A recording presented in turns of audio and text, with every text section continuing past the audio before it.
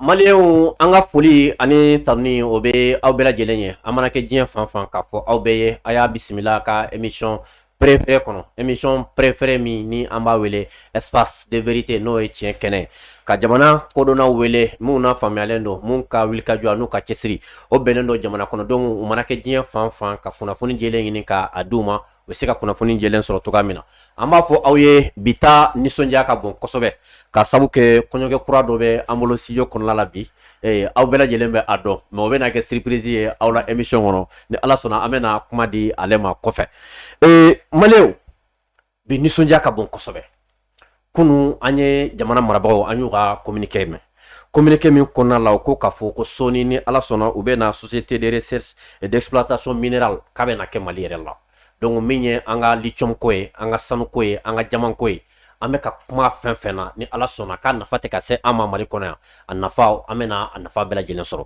k'a fɔ aw bɛɛ lajɛlen ye bi ye uti kalo tile 25 ye san 2022 bi maa fila bɛ an bolo maa kelen ale tɔgɔ ye Bumabel Jawara aw bɛɛ lajɛlen bɛ ale dɔn maa filanan o ye Sulemani Bas Koma n'a fɔra ko Sulemani Bas Koma aw b'a dɔn mali kɔnɔ a ye janjo caman kɛ n yɛrɛ n'a janjo dɔw kɛ ɲɔgɔn fɛ min tɛ bi ye mali ko ye nin de kunu an tun bɛ hakilina dɔ kan an ni ala cɛ an b'a dɔn mali ko de tun don n y'o de fɔ adamaden a bɛ se ka kɛ waati dɔ la a tɛ hakilina kelen kan hakilina kelen an tɛ hakilina kelen na o t'a yira k'a fɔ an ye ɲɔgɔn jugu ye waati dɔ tun nana fana an tun tɛ hakilina kelen kan bi tuguni an ye ɲɔgɔn sɔrɔ hakilina kelen kan Sulemani Bas Koma a bɔra États-Unis a nana mali kɔnɔ yan a nana a ka kɔɲɔ la kɔɲɔmuso kɔni kɛ bɛ yen an ye diɲɛ ɲini kɔɲɔmuso fɛ k'a ka to kɔɲɔkɛ ka se ka bɔ kɔɲɔso la tan sa a ka se ka na dɔ fɔ mali ko la Sulemani Bas Koma ale fana bisimilalen don an ka plateau sanfɛ bi ni sifinnaka ma fila Bumabel Jawara Sulemani Bas Koma aw kɔni b'a dɔn an to émission wele tɔgɔ wɛrɛ la de les grandes révélations de la semaine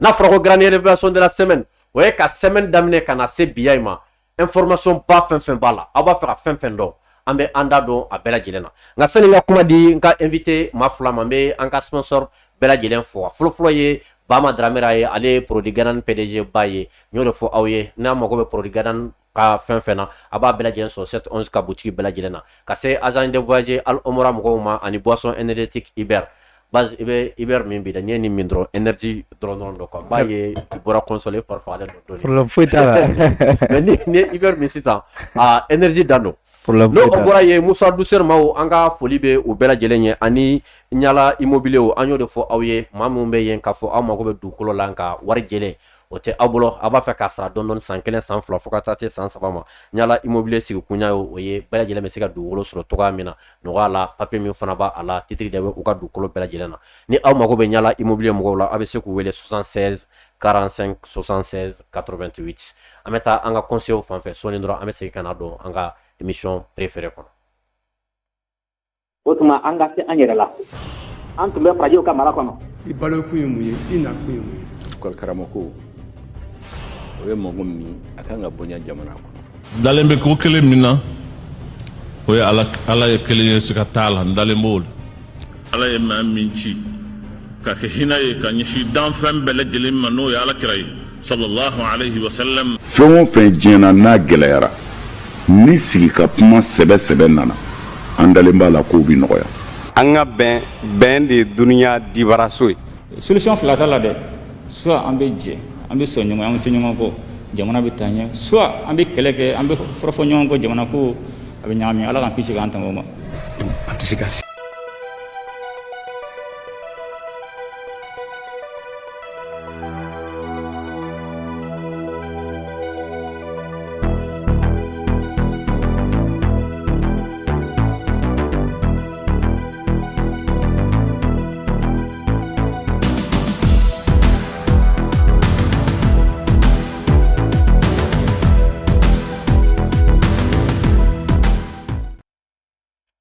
Maliyɛnw an bɛ fɛnba saba ɲini aw fɛ fɛnba fɔlɔ o ye émission ye a ka se k'a partager min bɛ se k'a to nin révélation baw mun bɛ kɛ bi aw ka se k'a faamuyaliba sɔrɔ a la a filanan aw ka cœur bila commentaire la cœur bilali commentaire la o bɛ kɛ sababu ye émission a bɛ se ka stabiliser cogoya min na a sabanan aw ka tila k'a aimer o b'a yira k'a fɔ hakilina min bɛ k'a fɔ hakilina in a ka di aw ye ani an jɛ don o hakilina ye a y'a bisimila ka émission préférée sanfɛ espace de vérité bi maa welelen o ye maa fila ye Bumabel Jawara ani Sulemani Bas Koma bubu ini ɲantuma Gani Kori baste. n bɛ foli d'i ma Cɛ yɛrɛ ye nisɔn ka di bi dɛ. k'a ka dunankɛ fo Cɛ on dirait que i ye dumun duman dun. a ye dumuni duman tɛ dɛ n y'a f'i ye ne de tun y'i don veste la n ye veste t'i bolo ne yɛrɛ b'a bazɛn Non bon ne bɛ tɔn ka position na. non n y'o de f'i ye Awɔ ne bɛ tɔn ka parce position. que sisan n'i bɔr'o la tun ye seba kalama n bɛ don bɔrɔ la I y'a f'i ɲɛna ni ne donna suguba kɔnɔ dɔrɔn bazɛn ko ka nɔgɔn n bolo. bɛ min f'i ɲɛna i kelen tɛ koyi Gani bi ye cɛbaw foli don ye Oui. an b'a daminɛ aéroport la fɛn min ye commissaire divisionnaire Kebe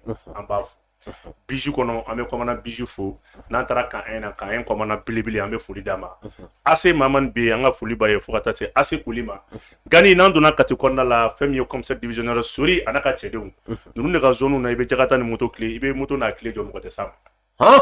non zone bɛɛ taara yafa deli k'i soso n'i ye commissaire non n'i ye commune ka mɔgɔ caman déféré Oui. e kɔrɔ ko BRT baara de la o Oui. ninnu ka commune kɔnɔ kuma dɔ u bɛ se ka 2 semaines kɛ défermenté zone ye yen bila pewu O dɔgɔra. e ma aéroport jɛra sisan aéroport la sisan n'i nana tellement que an bɛ mɔgɔ minɛ la dɔw yɛrɛ kɔni kabiru bɛ jigin o ma dɔrɔn u yɛrɛ bɛ t'u yɛrɛ ka drogue déposer policiw ye N tunu ni wulila mais sisan kɔni n y'a dɔn k'a fɔ Mali sansera ka ban a ye minɛ. Mali yɛlɛma la Gani Mali yɛlɛma la nisɔndiya filanan ye mun ye n ka fan stop Boubmabel Jawara bɛɛ mariko Mamadu Jawara bi a ye n kun fa boisson na pep alimentation Mamadu Jawara an dala ye Mais ni fɛn ma se yan ne bugu. État bɛ mobili Ayi.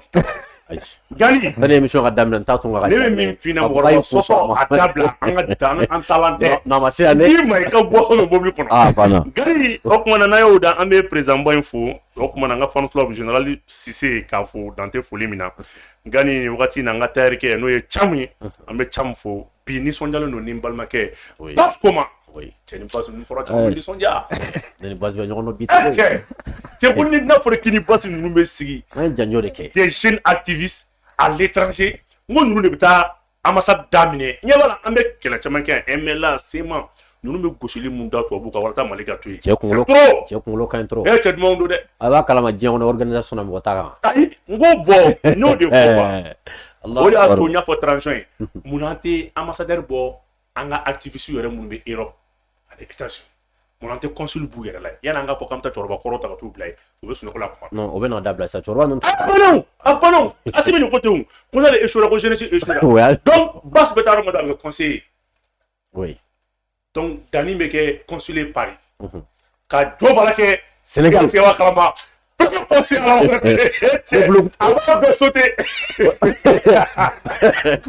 Non c'est i b'a dɔn diaspora yɛrɛ bi ye nisɔndiya ye o kuma na fɛn min ye mon frère a n'a ka baarakɛɲɔgɔn fɛn fɛn bɔra États-Unis ka na bi kana bɔ Amérique kana an ka studio ba in kɔnɔ kana an ka émission kɛ ɲɔgɔn fɛ vraiment ça c'est un honneur que on doit partager avec le public avec tous les abonnés de Kandi Maliens ka dɔn an bɛ baara min na vraiment n'an balimaw de don quoi mɔgɔw bɛ vidéomaniya kɛ ko dɔ ye fɛn dɔ u t'a dɔn u t'a diffuser dɔn quoi ka taa Amérique gansan miliyɔn 7 i b'o don passer la ka taa ayi ninnu ta de wari ko diaspora kɔni n m'a fɔ mɔgɔ minnu bɛ na yan dɛ mɔgɔ mɔgɔ bɛ Faransi Espagne Italie États-Unis Sénégal Côte d'Ivoire Burkina ninnu ta ye Maliko dɛ bon Gandi oui États-Unis de filɛ nin ye ni avion sera yɔrɔ la océan kan na avion bɛ yɛrɛ o ye danga buruntɔ hali ni danga bi ko États-Unis bɛ réussir cɛbu kala to hali ni États-Unis zone de o sa tɔgɔ kɔlɔlɔ fɛn fɛn b'i kɔ les révélations de Bougatel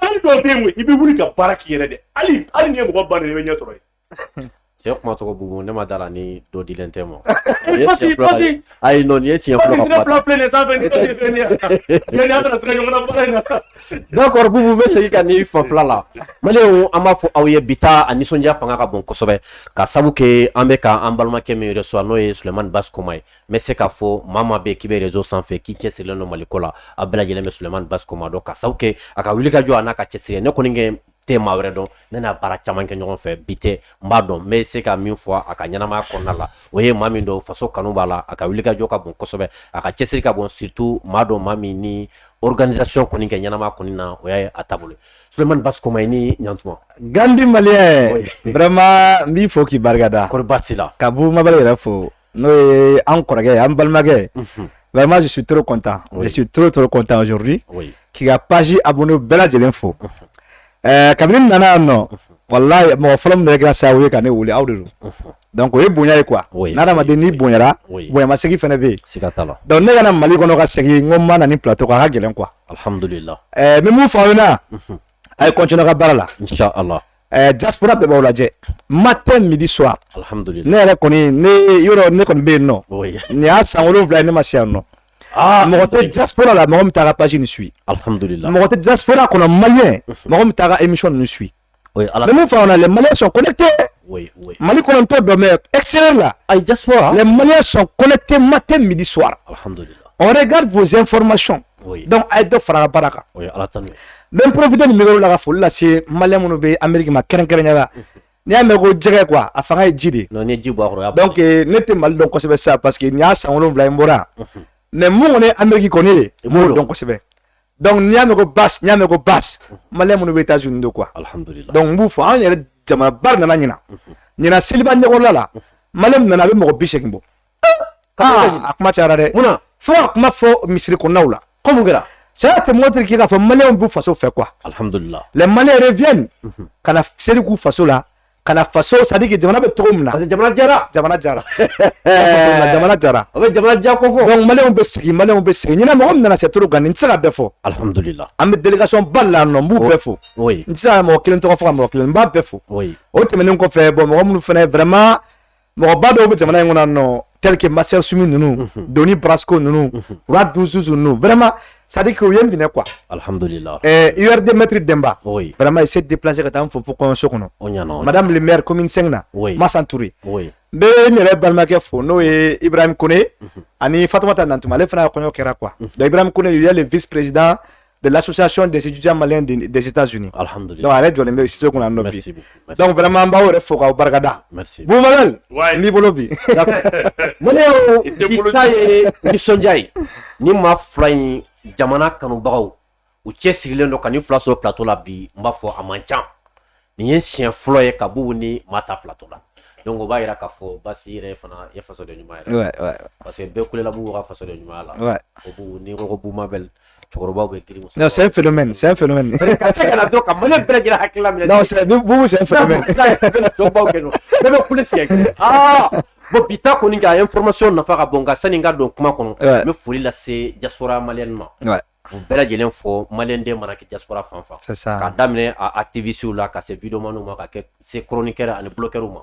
Diaspora tienre la diaspora ka se ka fo. Merci. Ça veut dire que ko bela jelen ke jamana ko ina surtout transition re. Ouais. Diaspora mumbe ye ku be vidéo ke vraiment yo se ko ke. Ouais. O ka fo anga émission abe sans soro kosobe ka saw kene antara chama de be mumbe émission fana bla. C'est vrai. Amedo temu kono tele ala jona bubu.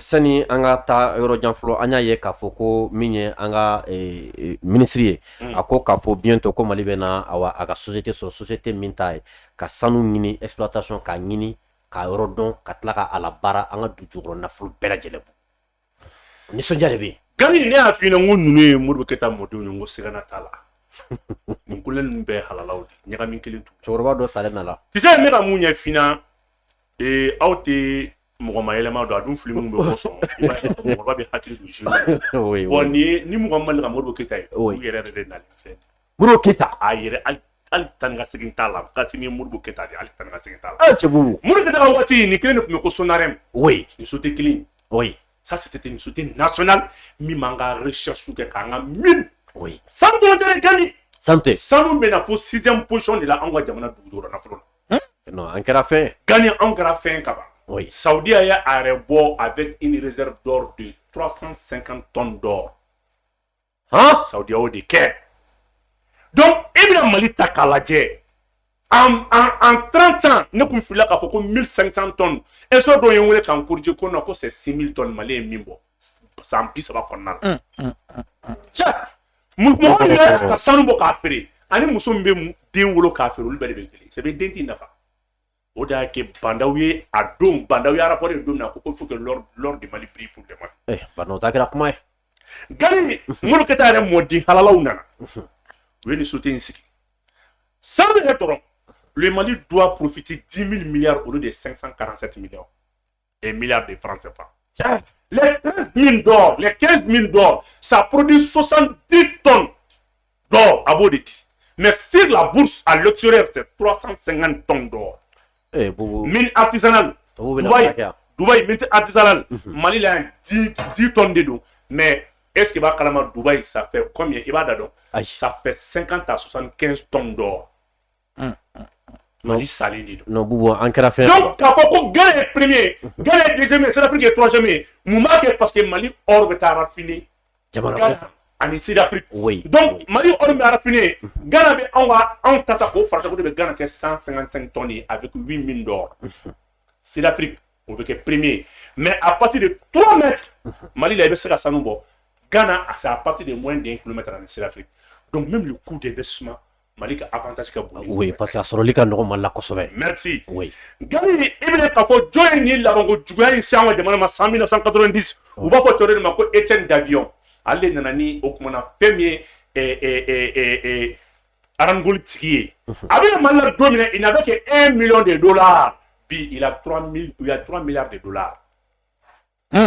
Mama sanu mama Mali minɛ k'a bisi ka nin cɛkɔrɔba in bɔ a bɛɛ c'est des pays d'anglo-saxons olu de farala ɲɔgɔn kan Sud-Afrique k'o dafa financé par la banque française Mali kelen bɛ k'a da ka Mali siri k'a ta tiɲɛ 60 ans école tɛ yen 60 ans armée tɛ yen 60 ans kɛnɛya tɛ yen Mali bɛ 950 millions de don san o san faamaw furakɛli la extérieur la.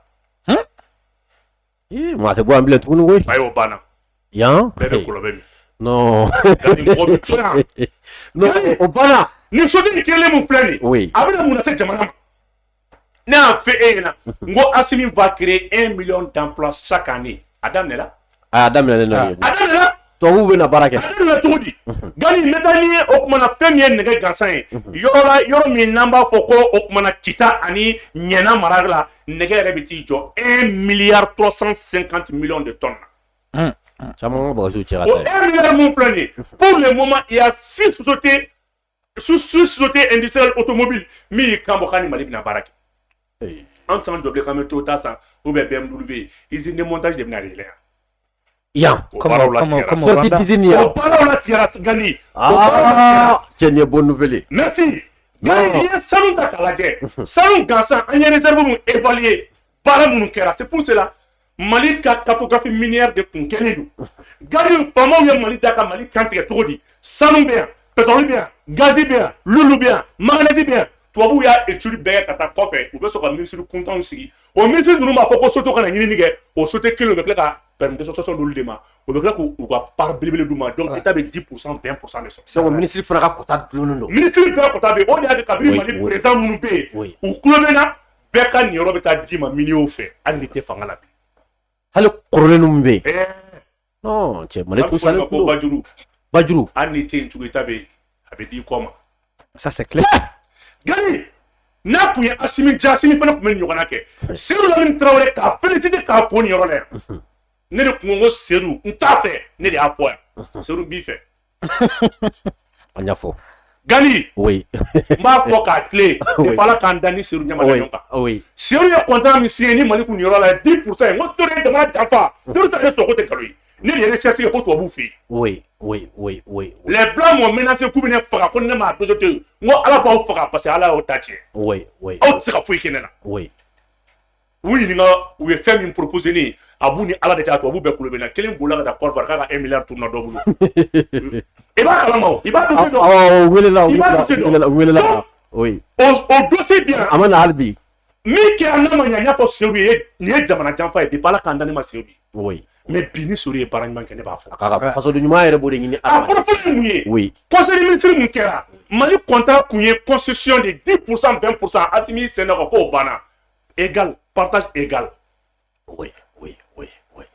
Donc mun de bɛna kɛ i ɲɛ bɛ avion minnu bɛ ka nalen nin Mali tɛ mugan bɔ k'a san embargo min bɛ Mali kan embargo dama bɛ Mali kan mun na Mali bɛ ka armement san bi parce que Mali bɛ ka ressources hypothéquées k'a tila k'a ka nafolo sɔrɔ. Les grandes révélations de Boub Mabel. Mun na bi an ka sankolo fari ni avion na an b'a ɲininka k'a b'a bɔ min c'est tellement simple a tɛ ka anw bɛ CFA la n'anw ye ta sanu 11 kelen ta ka bɔ n'a ye an b'a tila fila ye 11 kilancɛ ye français tɛ pour garantir le CFA.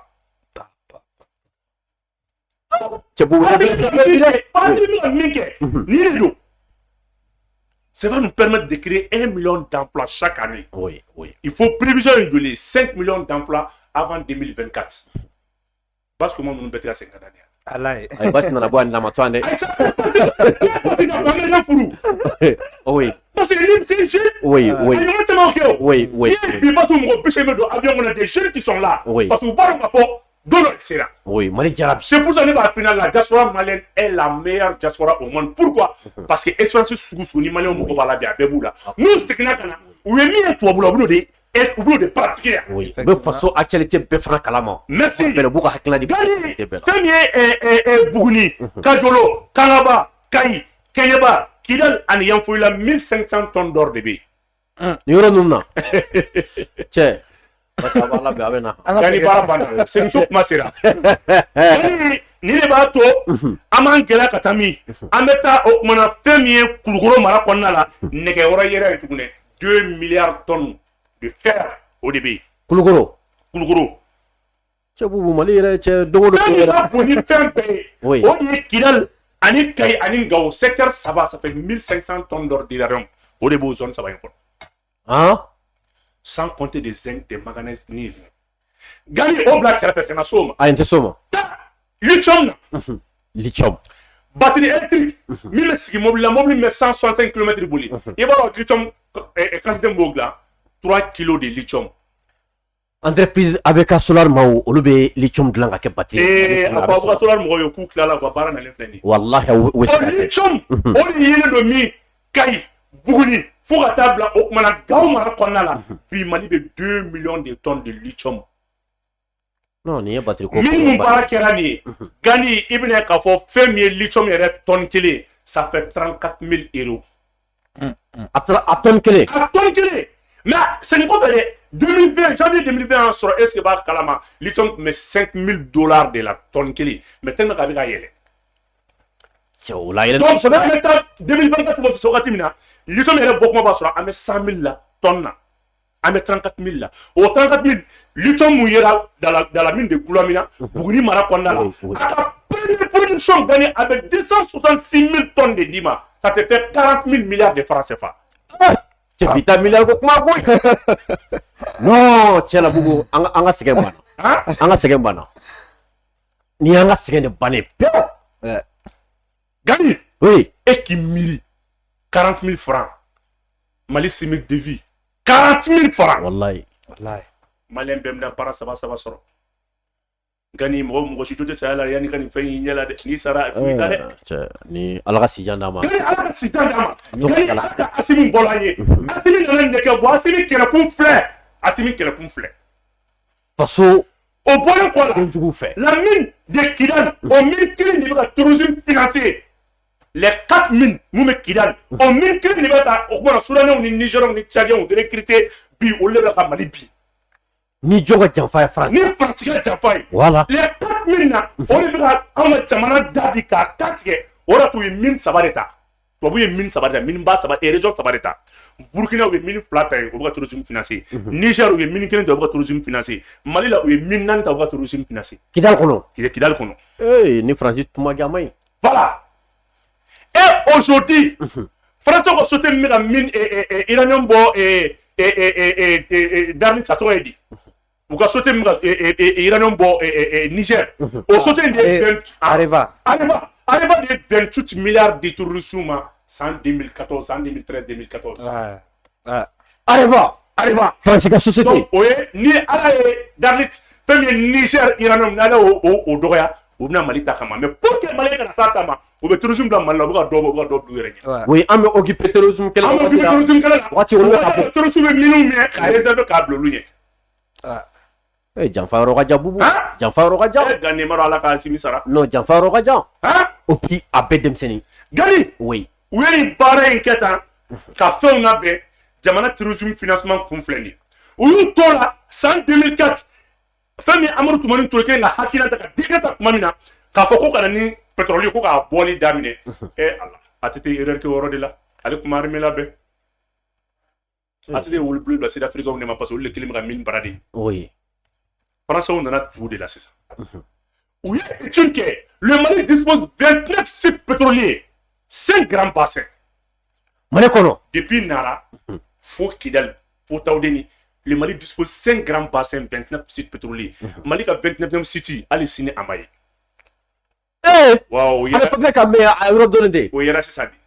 Total ni MLA ni Mauritanie contrat signé. Le grand bassin de Tezawaten, c'était qu'on a là 544 000 hectares où il y a des bassins, mètres cubes, tu m'excuses, où il y a des exploités au beau total bata capone.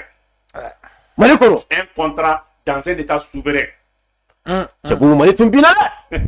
Mali donc Kafina, oui, ni bara munu ka Kenya, nous d'abord ka jamana da, ka jamana tatien, ka jamana faga. Alani Asimunka Nali. Contrat de Maka Mali Koka. Au contrat d'Obentou, protection de contrat d'un contrat la fausse sabake. La clé, Kodi Nazarauma. La clé, qu'on ferait sauter Miyarouma. La clé d'autre, ta licencié, ou son licencié, ça fait 150 milliards. Licencié au DP, licencié fait. Il y a fait une exploration, d'exploration de minière. Et donc maintenant ça fait 150 milliards où il y a Takata dit Nazarauma. Oh, il y a que Eni Nana, oui, Italien, société de MIRFNB pétrole. Gagner le bloc réservé, Kabla. Mais moins tu es qu'à exploiter. Oui. On est Mali pétrole comme. On est Sonatrach ou obligé à Sonatrach qui est bloc de Marotta. Au lieu de faire de Sonatrach. Donc à travers Algérie refait une partie de financer pour que aller bena bassin Francis Kumoroko Algérie bena bassin côté bassin humain basabla Francis Kunta est 250 000 mètres cubes au Kumbokono. Algérie bemi mo bo nyeni chien ça va. Donc c'est dans mon équipe. On a tout ça. Algérie transition qu'on a l'Algérie dans la transition va faire voir chien ça va. Quand même faut aller bena city au city refeneka nafaka bon kateme yoro betak. Donc on va bela. On dit le bassin est nara. On dit que toujours Farabou est sous occupation. Farabou est zone de tampon à travers Farabou tu peux avoir la même mise la zone de nara na contrôle pays. Aïe mais pour bloquer ce Farabou n'a pas de Farabou là. Wallah. C'est pour avoir le contrôle du bassin de nara. Oui. Donc comment nous Djadissou de Bédjiki appuyé par les puissances impérialistes. Farabou est dans nani à te couler à te maquiller. Missile de Jodel qui nyachama bi bouchal de la giratomina. Farabou bi Boubou n'y tient. Gani, il y a des gens qui là. Au bassin Mimbe, aux négociations pour les organisations. Si ça non, comme il y a Sonatrach, allez faire des Saoudiens va sauter Mounoubé. On le met au Kola, donc Beika groupe terroriste là. Bébé qui t'a glancé. Bébé qui t'a glancé. Benakatoro.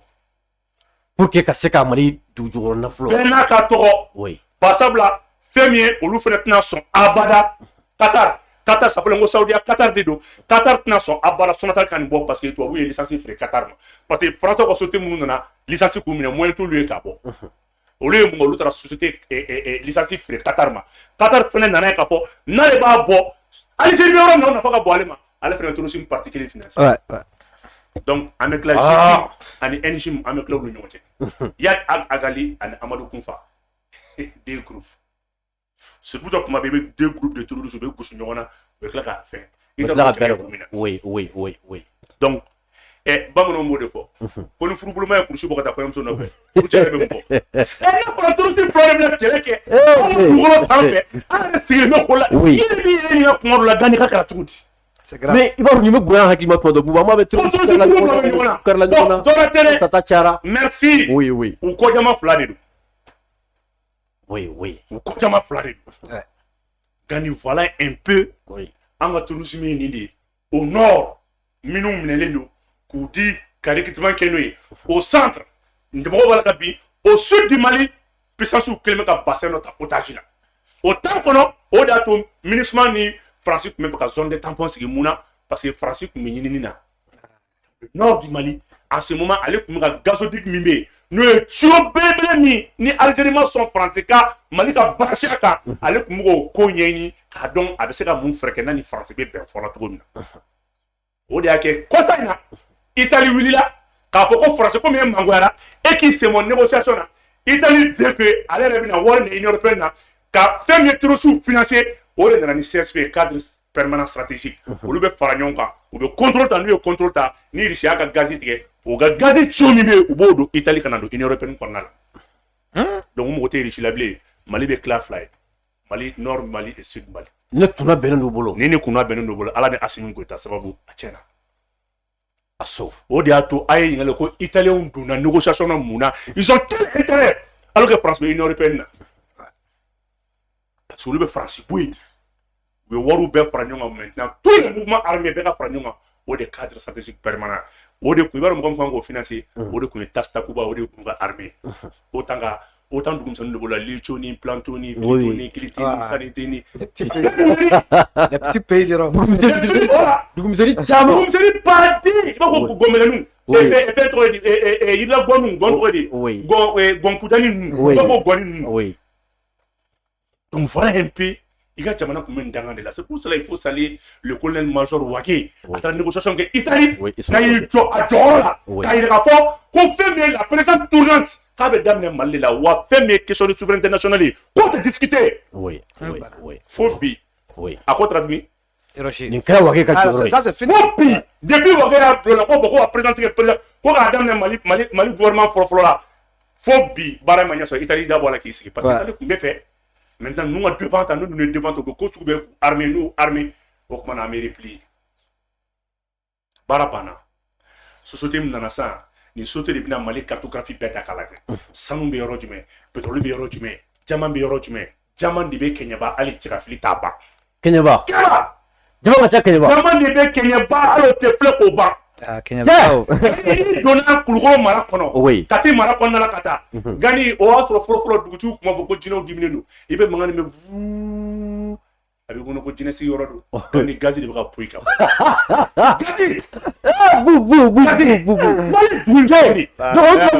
jinɛw bɛ ka dimi mɔgɔw bɛ taa ni worobilenw ni sɛw ye ka taa fɛnw kɛ ko jinɛw bɛ ka dimi ja gazi de don ni fɔsi dimi bɔra ni sen contrat dɔ bɛ d'i ma ko i kana tɛmɛ i se ka projet abala i ni minɛn dɔw ma ta parce que ni min fa tɛ taa bɔ gazi bɛ tasuma ta ko dugu in y'a dan de ala ye jamana in parce que ni ala kun ye nin bɔ politicien tile la bilaw u kun bɛ dugu feere tubabu ma ala y'a dugu sanu ni fɛn jinɛ fɛn de ye waati min ninnu nalen kɔfɛ ala y'a bɛɛ c'est-à-dire ala balen don lithium ko kuma fɔra sisan a bɛɛ bɛ ka fɔ jama ko bɛ ka fɔ a bɛɛ pétrole ko kuma bɛ ka fɔ kabako dano merci mais ka kuma tiɲɛ ala tun y'o dogo jinɛ fɛn bɛɛ kɛra 4 sisan 4 Buguni poste munna ite o to ne ni fɛn fɛn Clément Basko o bɔra ka bugu ka révélation baw mɛn Mali ressources minières ko franchement bugu a bɔra ka fɛn caman bubu bibliothèque de cɛ ka d'an ye ka se ka faranga dɔ kɛ nin na ani transition bɛ yɔrɔ min na bi Gandi est ce que aw wasalen don ni transition bi ne tɛna kuma caman kɛ parce que bubu n'i ye bubu kɛrɛfɛ il faut écouter quoi il faut écouter et puis tu vas apprendre beaucoup i bɛ ko caman faamuya a bɛ kuma caman fɔ n b'a kuma caman sɔn ji la parce que n'i bɛ ko kan kɔ Gandi i bɛ ko dɔw faamuya ani mɔgɔ min Mali la olu t'o ye quoi c'est vrai ne bɛna mun fɔ bi révélation ba tɛ kelen dɔrɔn ani n ye n yɛrɛ nani jamana in kɔnɔ sisan n ye remarque minnu kɛ quoi nka n'an ma kɛlɛ kɛ fu la dɛ non kɛlɛ ma kɛ fu la an ye nin san 4 san 5 kɛlɛ min kɛ a ma kɛ fu la dɛ a ma kɛ fu la wallahi ala a fɔ cogo min na ala ye barika don kɛlɛ in na ka na ni mɔgɔ ye mun bɛna kɛlɛ in kun cɛ sinon kɛlɛ in tiɲɛna ko caman kɛ dɛ tiɲɛna n bolo ala yɛrɛ kun jigila tigɛra pewu dɔw yɛrɛ kirinna u ka so kɔnɔ wallahi ne maliyɛnw y'u to Ameriki Gani bubu Mabɛlɛ ni kuma ninnu lamɛn u sigilen wallahi f'u b'u disi gosi u bɛ nisɔndiya Gani maliyɛn respecté don bi dɛ ne ye avion ta ka bɔ New York ka na Turki ka bɔ Turki ka na Mali la ne Mali passeport b'i bolo bi Gani Fibi Yamba non les Maliens est respecté aujourd'hui alhamdulillah mɔgɔw pas les blancs an ka dɛmɛ solution mɔgɔw la fɔlɔ les Burkinabés les Nigériens les Ghanéens c'est-à-dire que minnu b'an ka kɛrɛfɛ Sénégal de b'an ka kare kɔnɔ k'anw fo le nom de Assimi est partout dans tous les journaux dans toutes les télévisions alhamdulillah dans tous les débats alhamdulillah no kabako ye communauté CEDEAO min bɛ États-Unis olu yɛrɛ b'u fara ɲɔgɔn kan ka na anw kama k'an ka taa marcher pour soutenir le régime malien a ye bɔ so kɔnɔ an ka taa marcher ka ɲa ka fɔ aw bɛ parce que ko l'indépendance de l'Afrique ça commence par le Mali avec ce régime là il va fara farasi min nɔfɛ wallahi abo cɛ asimu to min bɛ Côte d'Ivoire nga chatia mais révélation kelen fara Bumaba la kuma kan j'ai un tonton avec Kalabankura c'est un transitaire tɔgɔba de b'a la il s'appelle Dramane Doumbia oui an b'a fɔ tonton Dramane oui mais mɔgɔw b'a wele ko transitaire Dra oui cɛ mun don m'a fɔ dɔwɛrɛ dɛ mais tellement que il a gagné recherche b'a la ça veut dire commune 5 de Kalaba bɛɛ b'a dɔn oui Bumaba ne nana fɛ yen a ye na se a ko fiston ko n bɛna kuma kɛ dɔrɔn de fiɲɛna n bɛ mun dɔn n bɛ domaine min kɔnɔ ale bɛ domaine pétrole de la douane na o domaine ɲɛmɔgɔw tun b'a a n'u bɛɛ bɛ ɲɔgɔn dɔn quoi il travaille là-bas ale ka baara spécialité tun ye ka pétrole de dédouaner Mali kɔnɔ a ko depuis Musa Tarawele tile pétrole dédouanement Mali la c'est à dire que fɛn dɔ bɛ ɲinɛ a tɔgɔ kɔ u bɛ wari min sara plus de 7 millions k'a daminɛ kun ye 2 millions 1 million u nana bila fo 7 millions yanni i bɛ ka régime ka bi comme kabiri colonel nana fanga la e yɛrɛ bɛ joli sara a ye kuloma dayɛlɛ dɛ 350 000 7,7 camion citerne pétrole quoi o wari min sara gouvernement ta ye wari min tout ça jamana tɛ ka se ka na mais o tun bɛ 7 millions minnu minɛ o tun bɛ 3 millions minnu minɛ a tun tɛ jamana kɛsi kɔnɔ dɛ a tun bɛ dun dɛ olu yɛrɛ tun b'a dabiri n'a ye wari bɛ taa yɔrɔ mɔgɔ t'a dɔn c'est à dire que les exploitateurs payaient beaucoup à un coût très élevé citerne là oui mais jamana kɛsi t'a sɔrɔ bénéficier oui tu vois avec l'arrivée de cette transition où c'est na nin bɛɛ kan Gani ne kaba ko ah papier ira nan dal bana c'est ka ira ka fo colonel nunu faso kam de bula ah non Gandhi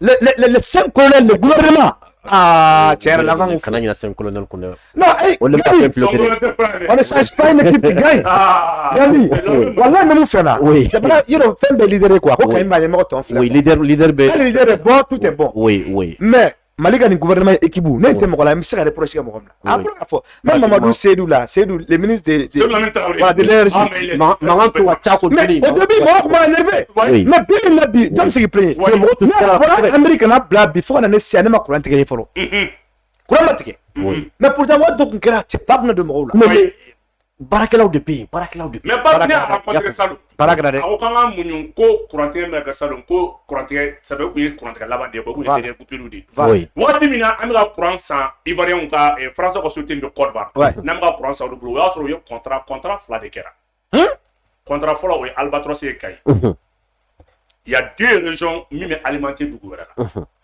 où est quoi contrat qui Albatros au Albatros il est ministre à peu près à moins de 100 mégawatts mais Ibaro Kabe a d'abord cahier de Kama Mali avait mis consommé donnez-moi quoi fola ça fait 380-400 mégawatts et nous 100 mégawatts central qui est produit Ibaro Kabe de consommer là 20 à 25 80 mégawatts de flité mais Mali de contrat un war sera kalo chapoya tiens moi je transporter la courant à Canada ni c'est ce qu'on a fait la guerre aïe mis d'accord voir des cas sur les alimenter aïe chamanta on paye 8 milliards de francs CFA chaque halama fente ba 8 milliards wali bitami anga consommation la no fene forien na bi kunlo mine oui c'est la mine na le ko bon ko su compteur si yo ko anga dugo no be to mine ouais na mi consommer ba sara o su compteur be to mine ko compteur fene si korwar fe oui war fu ni mali mi consommer abo sara ce ministre là ayi senga koka wati mina ubara ka ko wa ko courant kana me nyongo sama la ja ayi di kata dugula groupe électrogène 50 mégawatts ka tout groupe badin takana avant kili jigi jona Sadio Camara et barkani kelenga gaw e kidar kayila barkana ka groupe be fara nyonga sura su e ka ba ka tukuti parce que ni kalo yele ne kumbora sura su be konta ni kalo dibi no dro tru su be attaquer donc courant mun kumbe lumière mun kumbe sura su commence à e ka ba ka tukuti Sadio ko ay ngono français courant boti dro courant menela sura si be bola ko jine ça électrogène il y a pas traité Gandhi oui yakili bala wa dola mouvement do kumbe no munu kumbe bo ta ambassade daula ko France ya do ta ibra kile wati oui na la fina ngo France gani moi je suis pas contre mais tant que anga jamana nyemo be France collaboration ke en bo ma da manchi Mali ra autorité de place France bla gendarme bla ka police bla ta kaji ci awla o kele da a tɛ abouti o bɛ abouti a tɛ abouti fo ka dugu meleke wallahi cɛ ka kuma tɛ a ko biɲɛkala ɲinɛ sen biɲɛkala kan a fɔ dugu tɛ c'est à dire dirigeant tɛ janfa bɛ yen o aw b'a dugu wɛrɛ kɛlɛ aw ka dugu ɲɛmɔgɔ b'aw janfa k'aw d'o ma o bɛ ɲɛnabɔ wa non solution t'a la donc i b'a i b'o o kuma min fɔ nin ye oui kabini o kɛlɛ kɛra régime binna cɛ ma ye cɛ yɛrɛ cɛ ma ye marabaga ɲumanw ɲɔgɔnna dɔ cɛ yɛrɛ cɛ yɛrɛ o marabaga ɲumanw ɲɔgɔnna dɔ cɛ yɛrɛ donc adamaden kɛlɛ quoi fɛn dɔw bɛ yen nɔ ni a kuma c'est à dire kuma ye kelen pe dɔrɔn de Gandi oui kuma ye kelen pe dɔrɔn de ni b'a mun fɔ kuranko la nin Oui. wallahi kabini ne sen donna Mali kɔnɔ kuran ma tigɛ ah ça fait presque 2 mois kuran ma tigɛ Mali kura awa Gandi sécurité niveau la oui ne bɛ Ɲamakɔkani de la dɛ oui yɔrɔ misi wɛrɛ bɛ yɔrɔ la yen nɔ Ɲamakɔkani mɛ non k'a daminɛ yen troisième pont su à partir de 22h k'a daminɛ cité administrative niveau la pour sur le pays des fois o b'a débloquer ni bɛ tɛmɛ o b'i ka mobili bɔta gan mobili kɔfuru Gandi i ka permis c'est à dire que on te respecte on te demande sécurité an bɛ ka yan nɔ an bɛ ka sécurité renforcer i ka pièces yira pièces bɛ yira mobili kɔnɔna bɛ lajɛ ne maramafɛn t'a kɔnɔ o kun tɛ yan fɔlɔ Mali tun ye batamisira de ye sa c'est pour te dire que Ala ka report c'est pour te dire que jamana in bɛ bolo kɔnɔ sa ayi n ko oui oui ne ka min ɲɛ fina Amérique ka bolofara bɛ ko Garci olu bɛ yala mutubani skuti ninnu a bɛ mun bolo Amérique oui senganimani squad squad oui a b'olu b'o de la oui a bɛɛ sigi b'a kalama pepe e b'a kalama pistolet métrage PM de b'u kɔfɛ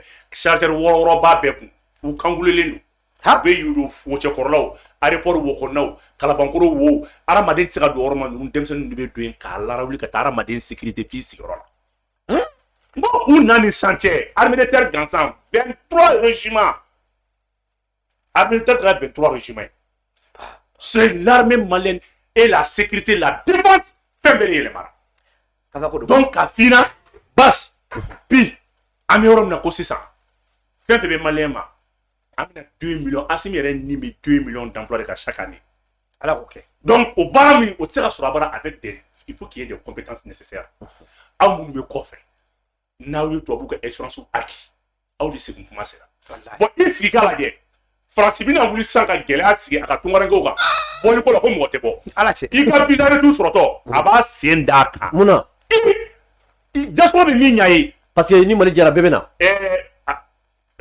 Macron discours dɔ kalan kunna sini discours nin a ye ne hakili jaja na sobila de la alakira sala a kɛlen ka jaja na sobila kalan k'a yira mɔgɔw la i bɛɛ corona bɛɛ kuma dɔn ko alakira k'a ka waati sera k'a ka sumayɛlɛma kuma sera wa Macron discours mun kalan a y'a yira France la ko gɛlɛya bɛna daminɛ ko français k'u labɛn ko waati natɔ bɛna gɛlɛya ko kow bɛna tigɛ e b'a ala bɛna min kɛ France bɛna courant tigɛ de nɛnɛ awɔ 4 heures de temps courant bɛna tigɛ France a tɛ sɔrɔ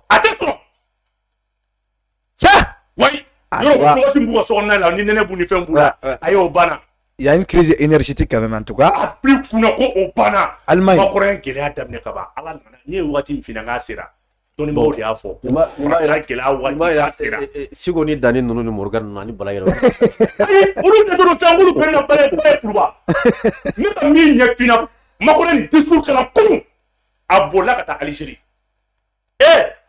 ko ni olu kana Mali kanu bolo kana baara kɛ yan ko ni waati sera tan ko ni nɛnɛ waati sera k'ale ka dugu bɛ gɛlɛya dɛ courant ko ni Algérie bɛ se ka gaji dɔ d'ale ma il y a un problème de gaz hein mɔgɔ ka t'a di problème bɛ mɔgɔ si t'a di e bɛ kabila k'i dan fɛn t'i fɛ yen e de bɛ bɛɛ ni ɲɔgɔn cɛ i b'a fɔ ko gɛrɛn nanfigini n'a ta dɔ a bɛ gɛrɛndenw bila ɲɔgɔn na o bɛ ko denmisɛnnin la dɛ a bɛ ten de a bɛ ten de Gandi attends Boubali ils vivent comme ça français hein c'est-à-dire que tubabu bɛɛ la k'i kuma ni français de awɔ wallahi a bɛɛ la balabali don awɔ o tɛ baara fɛnɛ fɛ n bɛna kuma dɔ fɛnɛ Trump ta yɔrɔ France don dɔ la a y'a sɔrɔ ne bɛ États-Unis n y'a lajɛ journal la quoi il voulait racheter une entreprise en difficulté yɔrɔ français fɛ sa 35 heures de bɛ yen nɔ c'est-à-dire u tɛ baara kɛ tɛmɛ 7 heures kan par jour quoi tu vois non tandis que États-Unis i fanga bɛ se mun na i b'o de kɛ i y'a faamuya n'i ye baara kɛ tɔ dɔ tɔw fɛ yen u b'u ka nationalité u t'a d'i ma n'i ka san baara dara u ɲɛkɔrɔ u b'a fɔ k'i ye baara camanba kɛ moi je me rappelle j'ai vu un Algérien ou bien arabu dɔ kɔni don k'a ye baara kɛ ka baara kɛ k'u tɛ nationalité d'a ma e delila k'o diɲɛ dugu jumɛn na non ma deli k'a ye ne bolo baarakɛlaw de bɛ encourager mais olu fɛ yen n'i ye baara kɛ ka se degré dɔ ma dɔrɔn c'est tapis pour toi hali se bɛ ko in français nana n'a ye n'o tɛ américain b'a tuma de k'i bɛ se min na i k'o kɛ d'accord Malien an bɛ min ɲini aw fɛ o ye aw ka émission a ka kɛra bila émission in na kosɛbɛ ka tila ka partager nin b'a to an bɛ taa an ka thème laban na nka toujours an bɛ min fɔ aw ye bi an bɛ diaspora fo kosɛbɛ kosɛbɛ kɛrɛnkɛrɛnnenya la malien mun bɛ awa Faransi, États-Unis, Espagne, Sénégal, Côte d'Ivoire, Burkina fan bɛɛ lajɛlen ka aw fo ka sabu kɛ vraiment an balimakɛ yɛrɛ bɔ ka bɔ États-Unis ale yɛrɛ bɛ an bolokɔrɔ yan ni Ala sɔnna an bɛ an da don a la kosɛbɛ an y'a ye Bubu Mali délégation dɔ bɔra Côte d'Ivoire u nana Mali la k'u nana ka Mali marabagaw deli min bɛ se ka to 49 mercenaires min minɛlen don k'u bɛ se ka bila cogo min au début an tun bolo ko Alassane de ye mɔgɔw bila ka na mais Alassane ma mɔgɔw bila ka na dɔw de wuli u yɛrɛ k'a fɔ k'u bɛ na ninnu bilali ɲini a dun fɔra Alassane k'a ka yafa deli a tɛ ka yafa deli yala bi ni ninnu bilara a tɛ kɛ problème wɛrɛ tuguni wa i n'a fɔ Amadou Ayata kɛra cogo min na k'a nɛgɛ a ka politicien bila olu bilalen kɔfɛ a taara ka taa kɛ problème ale yɛrɛ bolo est ce que o tɛ kɛ a mɔgɔw bɛ ka siran o ɲɛ kosɛbɛ quoi. Non Alassane fɛn Gandi Alassane de y'u bila ka na. Alassane de y'u bila. Alassane de y'u bila ka na. Yala mais fɔ bɛɛ ye walawala ka nɔgɔ bɔ. Délégation min don elle est mixte, c'est composé de beaucoup de personnalités. Ouais. Communauté b'a la, Ivoirien yɛrɛ dɔw b'a la, o fɛn caman b'a la. Kɔsa in na an y'a ye k'a fɔ malien minnu bɛ yen n'u bolo b'u kɔ sɔrɔ n'entreprise b'u bolo u commencera ka gɛlɛya sɔrɔ o gɛlɛya sɔrɔ waati la sa u yɛrɛ de wulila Côte d'Ivoire yɛrɛ faamaw de ser'u ma bi an bɛ yafa min nɔfɛ o de delila o mais an bɛ fɛ forme de ka k'a la sinon Alassane kelen ka yafa a Nations Unies ka yafa ale ni Côte d'Ivoire yɛrɛ délégation ka yafa o ka bon ni Alassane kelen ta ye yafa fɛnɛ bɛ ka deli a bɛ Alassane ka yafa de e ye malien jɔn ka taa Alassane deli Mali tɔgɔ la n'i y'a kɛ don o don i bɛ da ye n'i y'a kɛ don o don bilayi i bɛ da ye ou bien Assimi bɛ ko yɛlɛma sigi bi délégation min nana jaabi min fɔr'u ye o jaabi de bɛ ka kɔnɔ Assimi a k'u ma ko karisa a ye palais kɔnɔna la ni mɔgɔ ninnu bɛ o tɛ yan u bɛ justice ka bolo kan u t'anw bolo yan. Ni Assimi ka kuma de. a t'anw bolo yan. oui. donc n'i bɛ justice ka bolo kan o kɔrɔ ye di o kɔrɔ de ko k'a sɛgɛsɛgɛ il se peut que l'état peut avoir tort dɛ jamana bɛ se ka jamana jo t'a la donc mais ni deli kɛra deli bɛ kɛ sur la base de quoi mun de kɛra. voilà. o jaabi o kan ka di filanan ye mun ye n'u dira mun b'a kɔfɛ o jaabi o fana kan ka di ou bien ils sont en contact avec l'autorité ivoirienne ni fɛn minnu bɛ yen n'o o jaabi t'u bolo u bɛ weleli kɛ o bɛ f'u ye o bɛ d'u ma i kana ɲinɛ fana k'a fɔ ko délégation in fana reçoit i ka au conseil islamique fɛ hali n'a sɔrɔ n bɛ kuma min fɔ kuma in bɛ faire l'objet de beaucoup de critiques. C'est normal. Oui. C'est la souveraineté nationale qui est en jeu. Ouais. C'est la sécurité intérieure. Les Maliens t'es bien à question kuna. C'est pour cela il me fait à question là. Il a la tête droit. Quoi il me t'a là-bas mouna. Jabi nous foroué. Au Jabi kasso. Au Jabi est mouillé. Assimi engagement me fort. Alassane Dramane Ouattara Kota. Avion fait que nous avons encore basé la Tunkabna. Fin du Mali là. Parce que la France se prépare pour attaquer le Mali. Ça c'est clair. Tout dit. Vous rejoignez une Côte d'Ivoire. Quand vous rejoignez une France de Touna, qu'on fait notre dibois. Au bois d'oeil. France, on donne au calme de Nini. Et mon Nini qui est en sang. Viens boire encore. Quand on va retourner à Nini. C'est clair. Ou bon, les préparations que. Oui. Et que aujourd'hui, pas Barkhane, l'armée française se prépare pour l'armée malienne de son cap. Pour nous collaborer pour faire le camp dibois Nini. Pour faire dibois d'Oulma. Donc, comme manque de volonté politique dans le gouvernement, quand le Bességan a dibois Nini. Tu as vu? Donc, à travers Diboanini, avec fait un corps basé, à bien servir là, pour les Kaouli, Kana, faire larguer au nord du Mali. C'est clair. Assimi de fois Alassane, il y a porte, il y a petite là. Nous ne pas avoir français Kana, ne bouillot. Parce que Assimi faut mouna. Ma corama de parce que il va quand même gagner. Ni bien chédé, ni bien faire à Franck au fang à toro. Il faut tuer dans l'œuf. Donc, quand il y a un peu de wallahi n'a la tête. En lettre monsieur oni na ko fe ni France avion ko be wuli base famille en bas bouche ka to ça c'est clair na wuli ka to tio ka base la o du bele tan ko parti mo ku de ko ma sangoy mo ku de ko parti mo ku ni na nya ko France ka bon fa de ka wuli ataba no ara da tabi kunda malika de pas be joli horo mi na baji abe gushi ka ko no ya ame kangarda kera jamana parce que avion job ye kuma do fo à toutes les commissions diplomatiques et consulaires kuma ko bekata lettre dika jamana ibe jamana na ta da président ka serré ça c'est clair aya pas payé donc ni France avion akara Nigeria akara Sénégal akara Côte d'Ivoire ka be wuli ala ta ka wuli ka bo ka be na accompagner ka Singapour de pas wuli ro abaji abe gushi awo donc no benam ko nga duguma ko ko teme ani Alassane Tie Alassane qui c'est voilà et aujourd'hui amigo Djadou na dima soli abana Mali a bɛ tɔn ni France de cɛ a bɛ tɔn ni France de cɛ Gandhi bas mɔgɔw bɛ ka siran min ɲɛ parce que mɔgɔw b'a dɔn Alassane bɛ France ka baara la o dogolen tɛ mɔgɔ si la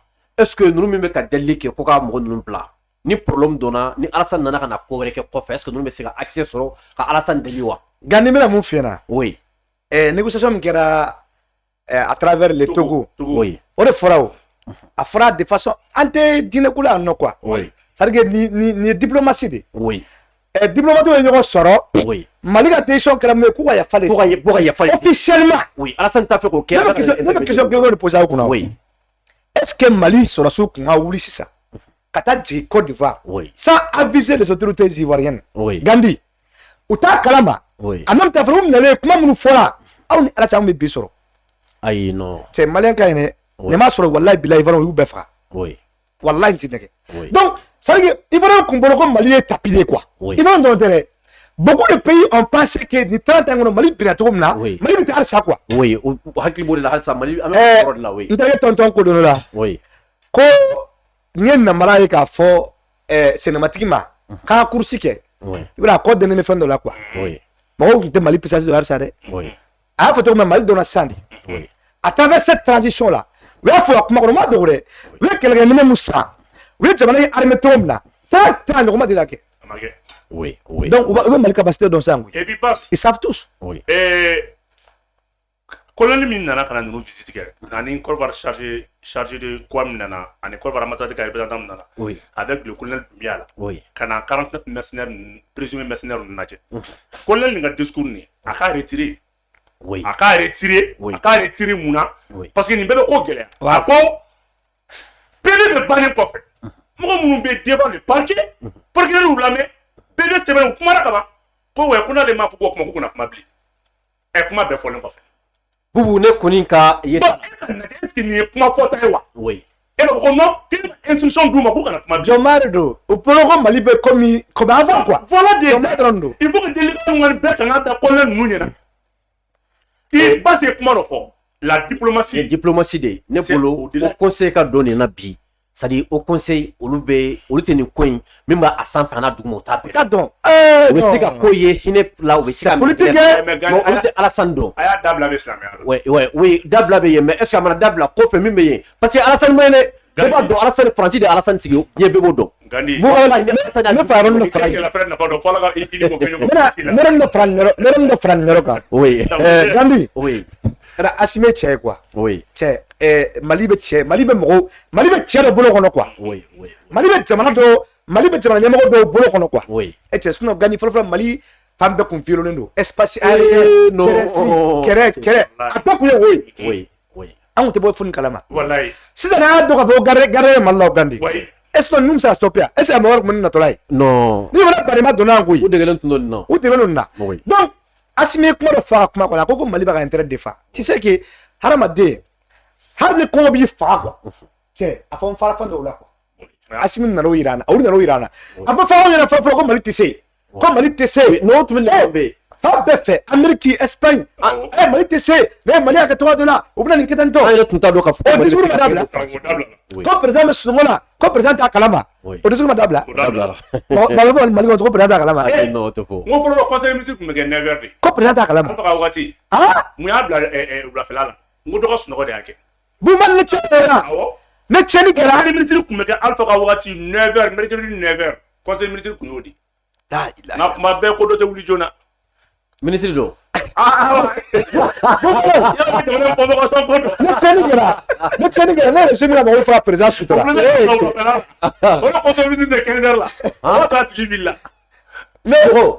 jamana barabaga don ne Gandhi ne tiɲɛni kɛra sisan Bala sera ko Mbassi min ka taa États-Unis ne dugu kunturu cira fɔlɔ oui pour soutenir le régime ou ka régime na responsabilité dogo ko b'a fɔ ko président t'a kalama de ko bɛ ka nin bɛɛ ta ka président ko président n'o tɛ nin awɔ o b'a yira k'a fɔ ko y a pas de responsable oui c'est vrai Gandhi la responsabilité là ça demande beaucoup de choses hein tɔw fɛ hali de bɛ entreprise de kunna ou bien hali de bɛ restaurant de kunna a bɛ bitigini de kunna kɔrɔbɔrɔ bitigini bilahi ni tiɲɛni o tiɲɛni kɛra a kɛra ɲɛna o akeli kofa billahi mon frère men ngade. D'accord. Et Boubou Nimbato amène assez la montée de l'armée malienne en puissance. Anya ye armée kelekemina chaman soro. Sadio Toumé risila bora risila kana discours ke bon anu ya ye Sadio ka risila tra fin na na iba soro vraiment ani kubara duma mena révélation ba be iba soro talando mina ko de la. Ya le besega monde fo la montée de l'armée en puissance ani Sadio ka vachila. Ko l'un de l'eau. Sadio de fo. Oh, l'un de l'eau. L'un de l'eau. Ni a doé. Ko to be sala kana. Ni a doé. Gani sera ko de kunga gele. Oui. À travers la Turquie. Oui. Union européenne qui n'est qu'à don be fait mun banga mi yanko. Parce que ame domne ko bi Russie be fait ka 50 bases militaires de don sigi Mali. 50 bases, 50 camps plutôt militaires. Oui. Be ko de jo 15 bases militaires en Afrique. 10 seront consacrés au Sahel ma au tobe jigi Mali ko. Allah. Russie programmé. Ah. Be ka na ma kuma ko 10e conférence dugu fɛn ni Russie bina baara kɛ bɛɛ de ye ɲɔgɔn sɔrɔ nan ti ata la fo polita la kɛnɛ kan ɲɛngwɛ mun na bɛnnen don ɲɛngwɛ 2023 papier bɛ kan ka sigi base fɔlɔ bɛ sigi Menaka o bɛ fɛ ko o base la sama ka taa Menaka zone kɔnɔ vers le sud de l'Algérie et le nord du Mali o bɛna t'o sigi o de bɛna kɛ campagne min n'ale de la est-ce que b'a kalama système de défense aérienne mina sigi o de S400 ye o S400 Triumph mina sigi o de ka ale ka champ d'action 600 km 166 missiles de b'a la Gandhi dugu ma fo sanfɛ fɛn n'i kun bɔ a b'i ka hadamadenya nɔgɔya ayi o dugu ka dugu ka ko ban o banna u bɛna base wɛrɛ fɛnɛ sigi min u bɛna o sigi vers le sud du Mali ka taa o kumana fɛn min ye dans la zone de Baoulé n'o ye Nara mara kɔnɔna ye u bɛna kelen wɛrɛ fɛnɛ sigi o kumana k'a daminɛ kabini Gajaga ka na Yelemani ka na Kayi mara kɔnɔ k'a b'o la ka na Kangaba Kaɲɛba ka mun n'o zone ninnu bɛɛ la a b'o couverture bɛɛ kɛ k'a ban pewu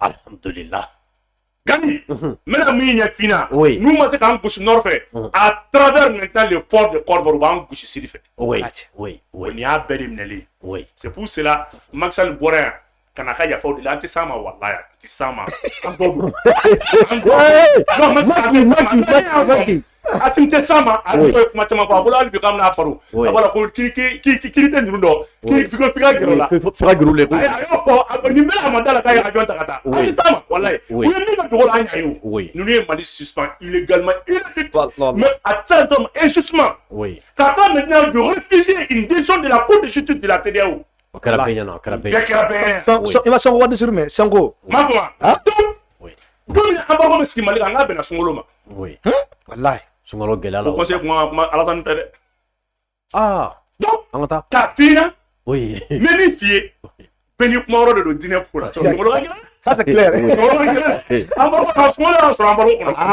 u bɛ fɛ ka na o triomphe filanan fɛnɛ sigi ye 600 km ça fait 1200 km Mali couvrira o y'a bannen baara ye nin fila de ne ne sigira i b'a ye k'a fɔ baara a nɔgɔyara donc ni Sadio kan ka na n'o minɛn ninnu fɔlɔfɔlɔ de ye filanan ye mun ye albatros minnu bɛ yen pour que sankelen bɛ Russie bolo u ka to yan dɔ ka fara présence militaire kan pour que ka jeune pilote minnu bɛ yen k'olu bɛɛ former albatros F39 parce que migi 21 migi SU 29 minnu bɛ kanalen de a ka teli Gandhi a ka teli ni min farati est-ce que i bɛ ɲɛnamini a kɔnɔ ayi i bɛ ɲɛnamini teliya i bɛ ɲɛnamini Gandhi a ka teli ani yanni Segu cɛ de fɔ ayi a ka teli an ka migi wɛrɛw taara min migi minnu tun bɛ Musa tile olu taara min bon n ko ne bɛ ka mun ɲɛfɛ na basi Musa ye migi minnu san ni Alpha kun ye dɔ san ka fara o kan i bɛ ka dɔ fara o kan Assimi ka dɔ fara o kan o kun tɛ Mali kelen première puissance militaire ye mais n'a fɔra ko président dɔ bɛ ka avion tigɛ k'o tigɛ k'o jeni a président dɔ bɛ ka avion namarani san dɔw ye avion san coulé au sol wa a bɛ pan dɔrɔn a bɛ bin n'a binna sira ka dani ya avion kala dɔw y'o san bon n'a fɔra ko Assimi min nana ka na ni avion 10 duuru tile kelen a ko 70 avion ne ko 70 avion m'anw san ni avion tigɛ la wa an ka gouvernement a kuma an ka gouvernement i b'a ko tailleur u bɛ minɛnw tigɛ a maloya ka bon dɛ tailleur de kun don ka marifa da ka jeni o mɔgɔ dɔw da bɛ jamana kuma la hali bi ka armée affaiblie k'a bila Gandhi o y'a sɔrɔ la guerre de Noël en 1986 Mali Burkina Gandhi Ngo don 85 chars d'assaut 12 MiG 21 o de kun bɛ yen ka colonne de plein de kun jɔlen bɛ Yorosso Gandhi ala kana don kɛ bi ye o kɛlɛ bɛ ban don min na ni François Mitterrand bɛ téléphone ci téléphone dɔ tun bɛ ko ligne rouge i t'o dɔn wa téléphone rouge don n'ale sɔnna dɔrɔn o ye kata ba naani de a y'o de ci k'a fɔ k'a b'a ɲini Mali fɛ ko Mali ka sigi depuis on go France y'a fɔ rebelle ma a ko ko kuma min ko b'aw kɔnɔ a kana wuli fanga armée Mali ni évaluer k'a dɔn mun de bɛ yen n'a y'aw ka kan a y'a to a ma ko bi Mali armée kun ye kilo de Ah non. u nana mun kɛ Moussa wulilen kɔfɛ en 91 u nana ni parc national de Gandhi ka sɔrɔ ka na fɔ sisan ko non ko danaya tɛ yen ko parce que on a une forte armée donc ko ninnu tɛ se ko rebelle tɛ se ka désarmer o y'a sɔrɔ Maliboro ani Jimi ale ni o ye fɛn ka Zavi ninnu quoi o ye n bɛ ka rebelle de tɔgɔ f'i ye ale ni Agamani ale ni Yad Agali ale ni Gamu ninnu bɛɛ de ye promotionnel kelen Gani ne ka min ɲɛfina ninnu i b'a bila kunna ko Yadi ye cɛ a formela Mali armée de kɔnɔ Mali armée de kɔnɔ donc u nana ka na lajɛ mun de bɛ se ka kɛ ils ont amené des conseils militaires français ka na armée ta k'a dadi des missiles sol des missiles sol-air des i b'a kalama des BTR des BRDM des MiG-21 est-ce que pas kalama armement hypersonique k'a jɔ k'a tigɛ u ma se ka minnu tigɛ u ye tasuma k'olu la hali char dynamo o de ɲɔgɔn tɛ fɛn na ji samali la k'a kɛ foro kɔnɔ pompe la char dynamo taa ɲininkali kɛ u bɛ char dynamo de bɔ char la u bɛ taa don u ka foro la tandis que armée b'a la k'a attaquer ko politicien dɔw k'a ka faga dɛ jamana de bolo il va taper Mali armée de panier flamme de la paix sur domina et les belles blagues à fanga sur dongodo à chaque accord fanga de faro à chaque accord fanga de faro ka damine est-ce que ba kalama accord CCG 2006 la yakili bola bakanga ka wati bakanga et bakanga ka wati ka bola est-ce que ba kalama kana bla et accord de Ouagala ka bo accord de Ouagala kana bla accord pour la paix ka kala ka bla avec en 2015 les clauses de secret de l'accord na la inyada ka be itira la ko malien doit ici. Vous m'avez question pour le Fiena. Au nom de la diaspora, malgré toutes ces crises-là, multidimensionnelles, malgré tous ces problèmes-là, financiers, etc., comment vous avez pu tenir 5 mois d'embargo? Comment? Et puis comment on arrive à tenir ce pays-là sur le plan sécuritaire? Ah, la question de Gandhi. Mali est port de Falenka, Mauritanie et Guinée. Ouais. Les cotons du Mali. Follow, ni Mali coton qu'on veut pas. Français de combat conseiller, avec conseiller français trésor là. Hein? Trésor? Mali est 750 000 tonnes d'or de tonnes de coton de quai. Maintenant, nous, il va y avoir français de commission ta. Commission il va y avoir commission sabareta. Commission sur la vente, sur le prix de vente. Commission de transaction, est-ce qu'il va y une commission de négociation? Donc, en comment il y a sur 1000 milliards sur 200, 300 milliards. À quel point il y a Orange Money qui m'a fait frère boire. Ouais. Alors, on va mettre mes territoires faire un frère boire. Hein? Donc, on y a mis un contrôle au centre. Frère, donc, nos ressources. Assimia, il a même mal voir la créer. Nassimi comme armée française là-bas comme ça va voir qu'il parce que il va pas gagner sur le plan militaire. Non, il y aura une souveraineté monétaire. Parce que ni Assimi comme le wolo comme la bakan to en fait ou kun do ko marfa yo mais faut bien ka prokana. Ça c'est clair. Ils ont fait avec Mourou Keita. Merci. Yo chamake Mourou la tcheku waru mu bora fena kana. Ou tchenike aller ni Guinée. Donc c'est ça non. Au ressources mumbe, au de barre de flène. Il m'a depuis français pas la kata. Code minion bɛ ka falen Mali ka contrat bɛ ka falen a bɔra 10% 20% ka kɛ part égale ka société nationale de recherche minière olu bɛɛ b'a la ka créer mɔgɔ tɛ Mali sanu ɲini mɔgɔ Mali place mɔgɔ tɛ Mali lulu ɲini Mali place la Mali mɔgɔ tɛ Mali dugukolo ɲini Mali place la Mali yɛrɛ de b'a ka fɛn bɛɛ ɲini sisan donc national bas ni conscience minnu bɛ yen ninnu de wariw la donna an ye baara kɛ nin de filanan ye mun ye a bi kunna l'informel a beaucoup soutenu le Mali de la les PME là il veut charbon pour la soro 5 millions babul ma sabla bangla tabla tenga baro kono donc nyame ba konti jele war bi ga bang de la aba de ndala na la warning ta tabla do to war bi munu ka so ma bancarisé ouais. Donc état de faire soro énergie du Mali toutes les caisses là qu'est-ce que munu la benige war munu be do état la ka bonne trésor de pour war kele la bo war tabla bese la blé anya soutenir ta voilà la politique. Ah, c'est économie sur le mal là. Non, c'est tout. Bon, ce qui est bon, l'économie, il y a moi là. Au quoi assimiler les règles. Sanu. Go tiete do ko no len dafe. Kabrala ka dama da do marché o kuma kelina. Ako ay mukeli ni fomi ni fa. Ko asimi aledi. Asimi ndi ali. Bas anya tuning tande uda to ala ma sentir. Ah, c'est pas mal. Oh, number go bina ambe sa. Ciao joro. On ma famu. Ah, on ma famu joro le. Ah, ciao ko mali bina. Ni gani ka boro la se to ka feli. Ah, ko. Ya kuma sera mu ye. Bi mare mbe ku. Be ka bi bi. Ne sera mu ye. Yo ne ko so ke sa. Ne ko population mene. Jamana ko amuli president kama. Ne kun joro ne régime ga bin ko. Ayi. Gandija ala ma santi avant plan kana mi bas anga fengene fo imabo jaba kene kongon kene est-ce ba karama carotte donc fengene munu me boka ta Sénégal ni corvar ni dugula au bétorien mais chose bizarre ni famille remarqué no fruit après femme ay mo ma ça ma tomi ambago yu salama de yip me ruba sore se ba kala ma sabatan ha anga émission be ka sa kucheroma Suleiman Bas ira kuma kunche kuma Gandhi ni franga bibulo ani ira kuma kunche voilà mais fidini faraga kuma kunche tradition ngoni am malem bandise gauche na ye malem mun be extraire la oui am be wasoni mali bi am be mal drapeau ta ka ta Nations Unies kurante mo na ye o mute folo yere folo mo mo ni mali ayede wallahi mi dogode bibi na Gandhi ni be aéroport kono fi ga passe ko da ka ta disila men ki be yela la je suis malien Gandhi ambe ufu abe baram na mana bala tele wallahi ne be kuma de fera musoro be ne wuli torba do be ne wuli ne kun sera blanc kuna dugolo ka ko les maliens ça na fara kan ne ba koro Nations Unies da do hakli bala ne degré ba do ni bro abi kulo kari ne bi kulo kari moi j'ai vu des vieilles personnes New York no ado donc nous siga chercher ko sera jo ko parce que comment non on bien nori ko bien ne. Et puis ils sont là pour soutenir la Assimi. Ils sont là pour soutenir la transition.